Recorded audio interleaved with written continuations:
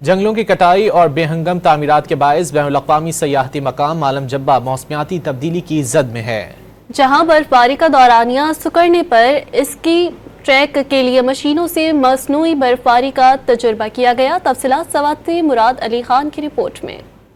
سوات سے 45 کلومیٹر دور اور 9200 فٹ بلندی پر واقع وادی مالم جبہ دنیا بھر میں سیاحت کے لیے جانی جاتی ہے۔ ہر سال لاکھوں سیاح مالم جبہ کے گھنے جنگلات، چیئر لفٹ، زیپ لائن اور بین الاقوامی شہرت یافتہ اسکی ٹریک سے لطف اندوز ہونے کے لیے مالم جبہ کا رخ کرتے ہیں۔ آئے روز ہوٹلوں اور جا بجا ڈھابوں کی بے ہنگم تعمیر اور جنگل کی بے دریغ کٹائی اور تجاوزات سے نہ صرف مالم جبہ کا قدرتی حسن آہستہ آہستہ مان پڑ رہا ہے، بلکہ موسمیاتی تبدیلی کے باعث اب برفباری کا دورانیہ سکڑتا جا رہا ہے اور یہ قدرتی تحفہ اب مشینوں کے ذریعے پورا کیا جا رہا ہے۔ دنیا بھر میں سیاحت کے لیے مشہور وادی مالم جبہ کی قدرتی حسن کو محفوظ بنانے کے لیے حکومتی سطح پر اقدامات کی ضرورت ہے کہ دنیا بھر میں سیاحت کے حوالے سے پاکستان کا نام روشن رہے۔ مراد علی خان، ڈان نیوز، مالم جبہ، سوات۔